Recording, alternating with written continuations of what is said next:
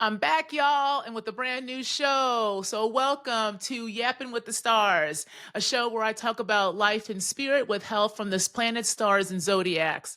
I am your host and guide, Dr. Nicole Rouse, anthropologist, astrologer, and artist, and this is Anthropology and Astrology My Way. So, let's get into it. All right, y'all. So, I'm here, and I'm queer. Still. So if you haven't followed me because you found me on social media platforms like TikTok or Instagram or Substack, or even YouTube here, or if you listen to my podcast, my former podcast, Abolitionist Dreamscapes, you've known me and have been introduced to me as Dr. Nicole Truesdell. But she is no longer here.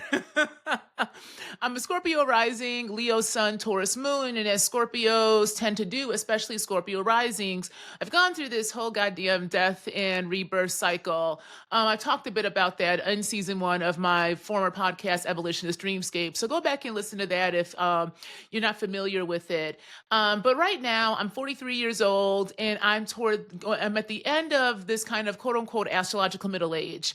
And that is a time between the ages of 36 and about 44, 45, in which the outer planets get real personal and life starts to feel real because you are transitioning from young adulthood, especially after that Saturn return, that first Saturn return, and moving into what it means to be a human adult, right? Taking those experiences, that life, what you have gone through, and really learning from it and transmuting it into the kind of life that you want to live. This is really what it means to grow up. So, starting from that nodal return into that Saturn square, and then a series of Pluto square, Neptune square, Uranus opposition. That's what I'm in right now. And then kind of ending, quote unquote, with the Saturn opposition. This is a time in which it's a lot of reflection, a lot of breaking, a lot of remaking. And that's what I've been going through, y'all. A bitch has been going through it. And so right now, if you are watching this, you can see behind me my bookshelves are bare. I've got boxes everywhere because I'm on a move. I'm making a move. I'll be moving into a new house, into a new space with folks in a couple of weeks. And it really is the kind of culmination of the last 3 years of me having to not only kind of work through a leaving of my career in higher ed, starting my own business, coming out, divorcing, moving, and all the like, right? Broke community, making community, been dating, stopped dating, try to go back into dating, and all the like. There's a way that I'm figuring out now what it means to live. And for me, living involves creating, involves playing, involves experimenting.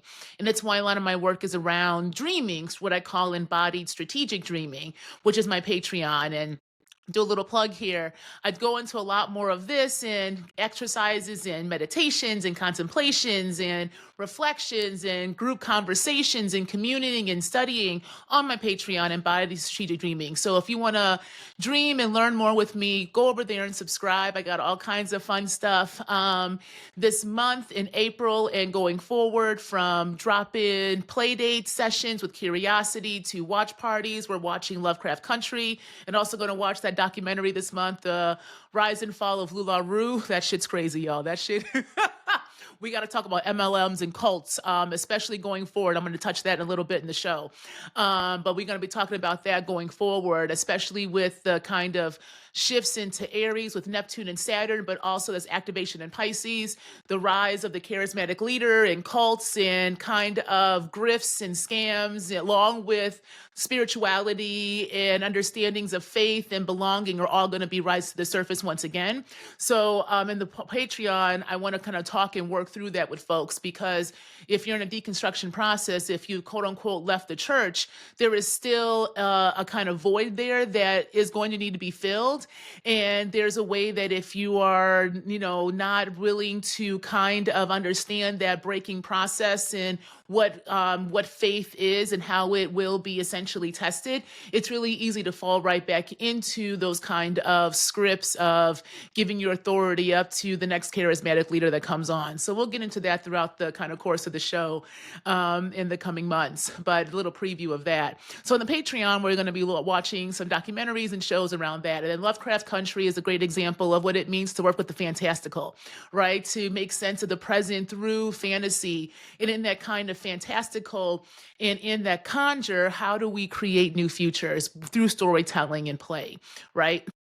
We work with film in that way, along with various books we've read. And then finally, I do divination study sessions. And right now I'm breaking down astrology, kind of my way to folks at the soundscape level and higher. So go ahead and check that out, y'all, for folks who are interested in dreaming and learning more with me. Now, let's get into the show. And so what I first want to do is give you a kind of weekly forecast overview of what's going to be coming up from Wednesday to Wednesday. So the show's going to drop on Wednesdays. It's evolving, y'all. So I appreciate you being here, kind of evolving with me. So the plan is to drop the show on every Wednesday and start off with the forecast of what's coming up, and then kind of go into a little bit more of what I'm seeing and how I'm working with essentially the astrological record and that kind of energy to make sense of this thing called society. Okay.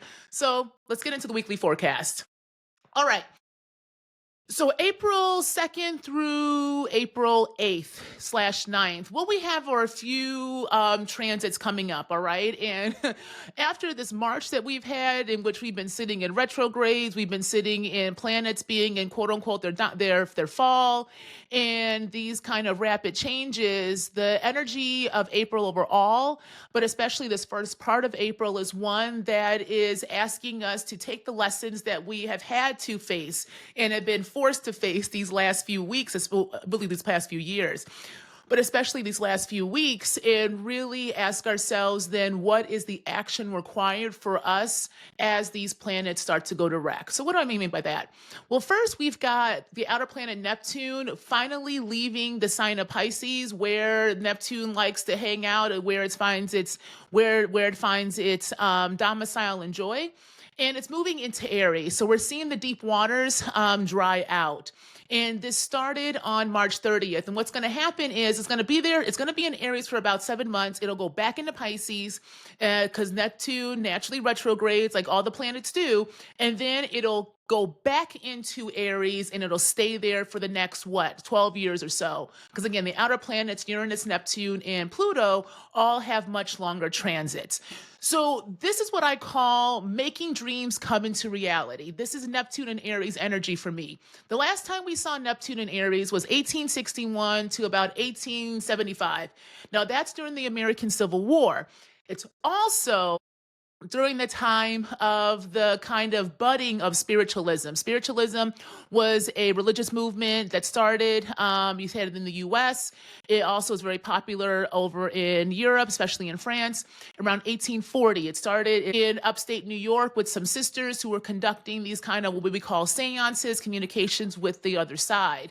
And then from after 1840 till about 1920 or so, we had the spiritualist movement. But during the Neptune and Aries transit back then, you really saw an upstick of spiritualism and people working with the energy of spirit through direct communication with the other side.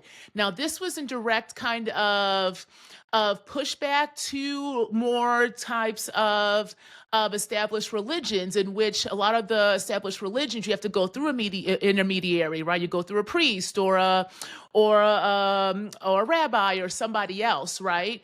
But in spiritualism, there was the underlying belief that you have a direct communication with the other side, and your body becomes the vessel for that. You are literally a medium. So mediums and quote unquote psychics, oracles, and the like really came into fruition at this time. And this was a movement led by mostly women. So a lot of women were leading these types of spiritualist churches. There's still spiritualist churches to this day, y'all, and there's different offshoots of it. Honestly, for African Americans, our hoodoo tradition is very much in line with this as well. And you did see prominent Black African American women in the spiritualist movement leading different types of churches and organizations and stuff. So I bring this up because Neptune is the higher octave of Venus, okay? And Venus overall is seen as a feminine planet. It is the kind of maiden. If the moon is the virgin and Venus is the maiden, and I argue Saturn is the crone, I'm going to do that in a whole nother series. And on my Patreon, I'm going to go much more into this idea of Saturn being the crone, especially now. When we think about Neptune as the higher octave of Venus, right? The higher octave of not just love and relationships, but also our sense of justice, our sense of the kind of materiality of our existence, pleasures, desires, creativity, the things that we have to dream, we have to imagine in order to bring something into reality, right? Neptune moving into Aries is going to ask us to take those dreams that we have been conjuring and having to sit in the deep waters of Pisces for so long and start to enact them, start to initiate them ourselves with the body, with our sense of selves. Aries, again, ruling the first house in modern astrology, right? But Aries is also the head, it's the body, it's the self. And so we got to think about then where is Mars, the ruler of Aries right now? Because Aries is ruled by Mars and Mars also rules Scorpio. Mars is hanging out in Cancer and it's been in Cancer for a while, forcing us from its retrograde that took forever. I swear to God, I'm a Scorpio rising, and Mars is natally in Cancer for me. But this energy really was a strong one of not just slow down, but having to reflect and review upon our relationship to care and nurturing and mothering, right? And motherhood itself. And what does it mean to provide a home, make a home, be a home? And what do we need to have the homes we say we want for that care? All of us have had to kind of play with that individually and collectively, but with Neptune moving into Aries right now, but Mars, the ruler of Aries, being in Cancer, this to me is the energy of the mother's awakening, the mother's wakening up, that kind of quote unquote feminine energy, asking us to take charge and responsibility for our creations. Because if you think about the deep water, John, you think about the elements of water, it is an energy, it is an element that is one of complete creation and destruction. Birth is beautiful and brutal. We come through the birth canal in water and come out of that water. You got to bust that birthing, but they bust that embryonic sac, right? I know this shit. When I gave birth, y'all, side note, when I was in labor, I have a 10-year-old. When I was in labor, they told me that my sac had busted, and I didn't because I essentially had just peed on myself. And so the pain was unbearable. So once the doctor literally popped the embryonic sac, right, my child was able to come out of the womb. We have to emerge from the water, come out of the deep waters into reality, right? Come into the body. That is that 12th and first house. We come from the ephemeral and the portal, the ascendant degree, that ascendant line is when our spirit meets our body, right? With creation. It is beautiful, but it is also brutal. That shit hurt. That shit hurt. I love my child, but I still have, issues from that childbirth, right? So again, brutality and beauty, this idea of creation that does require something of you, right? In order to make it into reality. This is going to be this Neptune Aries energy for me. And so we started this energy off on March 30th, okay? And I want you to kind of play with this energy and see it. And I want to talk about actually the Erykah Badu performance that she just did at the Billboard Women in Music Awards, because it's a great example of all of this kind of energy together. But let's keep going, y'all. So besides we have Neptune moving into Aries, we also still have retrogrades happening in Mercury and Venus. So Mercury and Venus are both retrograde right now. They started off retrograde in Aries, but now they're both in Pisces. So we're also having this energy of endings and beginnings right now, right? We are having a relationship between Pisces and Aries. So in your chart, look at what house rules, what house Pisces rules and what house Aries rules. Those are the areas for you personally in which you are experiencing these kind of endings and beginnings that are requiring you to do a bit of reflection and review around the kind of relationships you've had to those houses and other people, your relationship to your worth and your money, and how you communicate things and value, and this idea of what you truly love and what you are willing to go to, what you are willing to defend, right? All of this is asking us to kind of really take stock of, right? And so we've got this Mercury and Venus retrograde that are going to start to become direct after this week. So April 7th, right, we're going to have Mercury go direct, and then April 12th, Venus goes direct on the full moon in Libra. But we'll get into that next week, okay? Mars is still in Cancer, okay? But Mars will finally leave Cancer after being there for what? It's like 5-6 months. It's when Mars and Venus go retrograde, y'all, these are important retrograde periods because they don't happen every year. Mercury is the only planet that retrogrades numerous times in one year, but when those other inner planets like Venus and Mars, when they retrograde, those are times that we are being asked to kind of slow down and review those areas of our life, okay? So Mars is still in Cancer, asking us to truly review our relationship to care and nurturing at home and family, and honestly, what we're going to fight for. This is vitally important right now because of the ways societies overall globally are going through their own breakdowns and reconstitutions as the past is showing up in the present. Okay, we have to remember something. Time is not linear and progressive. Time is cyclical. I call it in these kind of loops. And this is represented by Saturn and its rings. Saturn rules time, and Saturn is currently in Pisces. And there's going to be this kind of conjunction alongside this minor grand trine happening later this week. I'll get into in a second. That is really activating, right, the ways that we got to take responsibility for the societies that we are a part of, that we say we want. And it is up to us to realize only we can create those and sustain those for ourselves. So what kind of time do we want to be on? And who are we giving our authority up to in order to be able to bring those dreams into reality? Okay, so we have been reviewing this idea of what nurturing and care are for society, as we have seen a breakdown of the structures of society as the illusions of society have been revealed to us. Neptune going into Aries means the kind of facades that and illusions that we and stories that we have allowed ourselves to play a part of and be a part of, it's drawing out. So reality is setting in, and Saturn and Pisces, right, is having us have to kind of be in those deep waters and really figure out where our feet are, because if we are surrounded by chaos, the only calm that we can rely upon is ourselves, our bodies, our grounding, and what we actually know and want. Okay, so in this kind of energy, right, what we are being asked and what we are experiencing is a kind of what I would call a reckoning of the past and the present, because if we don't face that past, the only present we have is one that replicates where we came from, right? So what are we replicating and why, and whose timelines we actually want to be on?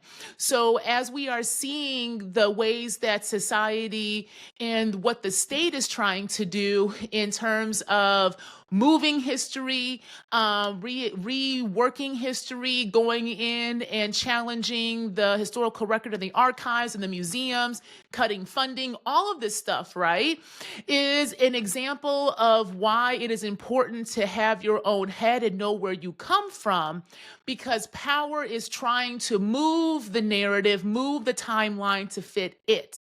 Am I making sense, y'all? Let me know in the show notes below or the comments below if this is resonating and this is making sense, okay?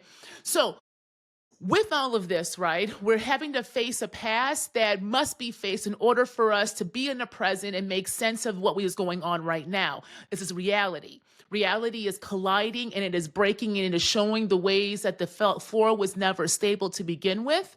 So it is a time that we must figure out whose dreams we are trying to enact and bring into reality as well. Okay. And so this is what we're seeing in this kind of energy of Saturn in Pisces is going to sextile Uranus and Taurus, and it's going to trine Mars in Cancer, which is then itself going to sextile Uranus. So this is what we call a kind of minor grand trine. And trines and sextiles are energies that aid, that help, that allow us to kind of create with a bit more ease and flow, even if it's between kind of malefic planets. There is a way that you can almost think of it as the universe helping out, right? Giving us some kind of support. And we're going to be getting that throughout this year, actually, especially later on in the year when the outer planets form this trine for a long time. I'll get into that in but this is kind of what I'd say a preview of that. There's a preview in which we are giving almost like permission to take back our own ability to create comfort and joy and stability for ourselves because we know the state ain't going to do it for us, right? If we believe our realities, y'all, and we believe that the structures of power, the places and locations and people we have given our authority up to cannot hold that authority. And actually, it was always an illusion that they had the power to begin with, right? Then where do we put our energies to? We need to put our energies to figuring out how we care for one another, how we create these societies that allow us to be creative in our embodiment of our humanity, because that is the biggest commodity right now, right? The state needs us. It needs our money. It needs our social security. It needs our taxes. It needs our bodies, right? So what happens if we take that all back?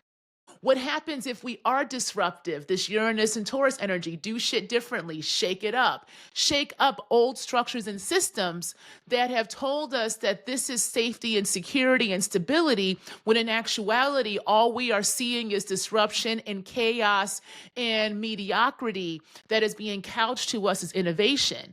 Well, shit, then if that is innovative, but it is taking us nothing more but quote unquote backwards or into a time period or a timeline that we already know, and if we believe it, then where do we go? Right? So this is why I say it's also a time that we have to be okay doing things differently, experimenting, playing, understanding that fight, understanding that quote unquote pushback and resistance is more than one way. This is Mars in Cancer energy, y'all. Again, this is my natal Cancer, my natal Mars is, and it's also my chart ruler. And there is a way that this is why I talk about the body and emotions and feeling so much, because if you are not connected to the ways that our body talks to us, which is through our emotions, right? Then how can you be grounded in your reality, in your humanity? And I think that's what we're seeing right now. So when we talk about this kind of activation of water, this is a lot of water energy. Saturn's in Pisces, it's in fall there, it doesn't like being in there. Mars is in Cancer, it don't like being in there. But who said that? And is it true? Why doesn't it like to be in there? What is so wrong with these water energies? Right? Especially now when we have seen historically over the past few centuries of these colonial projects, y'all, right? You ain't got to be quote unquote woke to read a historical book and understand what we at right now came from what happened before. If we understand that all of that kind of fire and air has gotten us less air to breathe that we can, less access to electricity and the fire that we need to be able to keep our homes and our locations going. If we can't even rely upon the food itself because the soil is so kind of has been so depleted and so full of things that are toxic to us and other forms of life, well, then maybe we need to rethink what detriment is and understand that maybe the waters, because that is what provides life, or we come out of, we are literally born in water, the ocean or the lungs of the earth, right? It is the location and the element that truly allows us to live. Without water, we will die. What if we listened to that element more? What if we learned from it more? And we saw its embodiment as a location for us to express and create different templates from. And this to me is Erykah Badu's performance that right now online has a lot of conversations about it, because I think people are interpreting it in ways that is actually really indicative of where we are as a society and the way that we have been trained to not understand the importance of art and be able to be moved and see the ways that art and music and those who create their way are showing us different templates of not only what it means to be human, but also what it means to bring into reality different types of ways of being. Okay. So let's talk about Erykah Badu's performance as an example of this kind of water energy and how we can learn from water a different strategy of quote unquote resistance, but also creation. Because how we're taught about creation right now is through this very artificial means. And this Pluto and Aquarius energy that we're also in, to me, is the Lord of the Underworld ushering in the collective dead. And we need to kind of re-examine our relationship to other forms of life when we are not good at holding our own form of life, right? And so I think this is why creativity is so important right now as we're being fed this promise of these so-called AI, quote unquote, efficient futures in which that efficiency is dependent upon the human being more dehumanized and for the benefit of a select few. It's just another form of capitalism through the technocratic lens, right? So who the fuck wants that? Right? So what if we learned a different way of movement, of resistance, of embodiment of our humanity so that we can understand how to work with these kind of new technologies versus giving up our humanity to thinking that the technology is somehow going to advance us when all it's doing is reinforcing the colonial project and the dehumanization, commodification of the human. So again, let's talk about Erykah's performance because I loved it. Honestly, it was honoring women in music. She was the recipient this year being honored. She sounded amazing. And her outfit was one that was showing the Venetian form of a woman, right? And if you look at the archaeological record, Venus in the figurines that have been found, right, represent the kind of ancient Sumerian, Babylonian, and other types of civilizations understanding of femininity, but also creation and creativity. Like literally from that kind of essence and form births life, right? It's an honoring of what we would call quote unquote goddess. Now, when I say that, there's a lot of fucking whitewashing of that concept and of that historical context. Please do not think that I am talking about it in that way. Okay. It's not just me being an anthropologist. It's also me being a Black American hoodooist and conjure woman from a long line, right? This idea of the goddess, of the oracle, of quote unquote feminine is not some leaven like shit. It is the embodiment, as I said earlier, of creation and destruction. It is absolute. When the water is pissed off, when the water is done, when the water no longer will allow your shit, what does she do? She creates a hurricane, a tsunami, and she shows just how far she can come inland. And we saw this in this last hurricane season, how far the waters came in should give us pause and for us to stop playing with these quote unquote feminine energies, right? Because that is the location of creation, but it is also the location of destruction. So when we're looking at Erykah's performance, right, going back to that, there's a way that I really appreciated it, right? From the booty clap to just the kind of embodiment at an award ceremony that is honoring, women in general in a society that we know is patriarchal in nature, right? And has long been patriarchal. So now people are talking about it as also representing Sara Baartman, and some people are saying it was distasteful, or others are saying that it was a great way to highlight, that historical record. And then others are saying she was making fun of BBLs. That doesn't make any sense to me, y'all. Like that is an indictment of how we have really been taught as society not engage and analyze art and history because they two go hand in hand, right? But I want to connect Venus and Sara Baartman because I actually do understand both. And I do think that whether Erica was intentionally trying to invoke Sara Baartman, she does become invoked when we talk about the essence of Venus, when it is being represented through and by a Black woman and her body. And this, again, to me is important because this is part of this energy of not only Neptune and Aries that we're going to be in and just started, right, along with all this water energy that is now going to be in this minor grand trine, but it also does bring in Pluto and Aquarius because we have to remember where we come from in order to figure out who we are and where we're going, where the collective will be going, because Pluto is going to have us go through this death and life transformation, right, over the next, 18 years or so. But we have to die first. So as we are trying to figure out how to, quote unquote, collectively die to be reborn, right, that is the energy of the water that is going through that birth canal once again to be alive. Now, when we think about Venus and the energy of Venus and understand who Sara Baartman is, if you don't know the story of Sara Baartman, she was a Black woman from a African tribe who, during the colonial project in the late 1800s, was essentially captured and put on display. She was essentially a walking museum, a living monument that a lot of times these colonialists did back then. That was the beginning of museums and a lot of anthropology as a discipline and the like, was the kind of dehumanization of various human populations and putting them on display to be dissected. And so Sara had large breasts and she had a small waist and had large hips and buttocks and the like, the shape of Venus, right?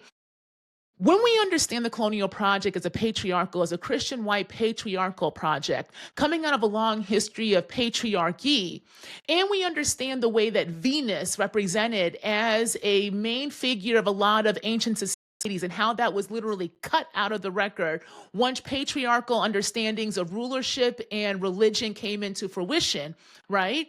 And we see Venus being cut down in history, literally. And then in this kind of quote unquote modern historical context of, again, the colonial project, we see it being reinforced once again, right? Sara Baartman becomes the embodiment again of that Venetian energy, that feminine energy through a Black woman's body, but in a white Christian patriarchal society that is trying to create and maintain its authority through its own dominance. Of course, it will take that embodiment once again and literally dissect it and try to consume it, which they did. Even in death, she couldn't rest because they cut up her damn body, right? Like they did a lot of other types of people who they reduced down to commodities. So we're seeing a cycle. Right? We see this cycle and patterns through time and space. This is what astrology teaches us, how to recognize the patterns so that if we don't like them, we break them motherfuckers and create something new, right? So Erica representing that on that stage, right, at this time to me is an example of how we have to take seriously not just feminine energy, but the waters, and that the mothers are loud, the primordial mothers are loud, and they are demanding that not only do we take them seriously, but we take our creativity seriously, we take our art seriously, and we start to, in the public, unapologetically just do that, to show it, to make a space, make a way, because that is how we take our authority back. Saturn in Pisces is reminding us that we can only give our authority up if we give our authority up. That is how we have religions. That is how we have cults, how we have leaders, right? We give up our authority to something or somebody else. We can also take that motherfucker back. So what happens if we take it back and in doing so, we create? And in that creation, right, in that dreaming, to dream strategically, because we have been forced to review and reflect upon what we actually need, want, and desire individually and collectively, baby. All of this doing and pushing off living until we achieve something has blown up in our faces. Blown up in our faces. Do you have a retirement anymore, right? Can you even access your Social Security? All the things we were told that were going to be stable. Uranus and Taurus is completely disrupted. The floor is cracked and it's revealing itself. So the only logical thing that makes sense now is to dream, baby, and bring those dreams into reality. All right. That's my first episode of Yapping with the Stars, y'all. This is what I want to do every week. Tell you what's going on forecast-wise, and then give you some commentary to bring the sacred and mundane together, right? And we're going to keep talking about this, especially this energy of creation and transmutation and storytelling and being willing to go after and defend with everything you have what will bring you the absolute kind of care that you need to truly live. It's a time to live. It's a time of change, y'all. So what does it mean to live versus just reproduce what already is, which is nothing more than what I call the Walking Dead. All right. All right, y'all, go ahead and subscribe down below to be notified when new episodes drop. Also, for more information, go to my Patreon, Embodying Strategic Dreaming. It's at Dr. Nicole Rouse. That's where you can find more information along with outtakes from this show. And if you want to work with me one-on-one, y'all, I have all kinds of things that I do. Go to my website, drnicolerouse.com, in which you can see ways to work with me one-on-one. You can book an astrology reading with me. If you use the code SPRING, you can get $25 off any Journey to Self reading until the end of May. I'm also available for speaking. I host Astrology Salon. So if you and a few friends want to get together and have a more intimate way of getting to know yourselves and one another with the conversation of the stars and me facilitating, I also offer that along with a lot more. I got a few events coming up in Chicago as well. We at Nobody's Darling doing a pop-up astrology mini reading session on the Taurus new moon on the 26th of April from 2 to 5 p.m. That's at Nobody's Darling on the north side of Chicago. And then on May 22nd, myself and my collaborator, my friend, my homie, Forrest Brooks and I, we have a duo called Shy Marinage, and we are doing our first performance / kind of storytelling variety show at Dorothy's Downstairs in Chicago. And I'll have more information about that as it's available. So be on the lookout for that. And as always, y'all, you got to keep dreaming. You got to keep exploring, because it's through our dreamscapes that we can make our dreams come into reality. And we should do that in conversation with the stars. All right, y'all. Till next time.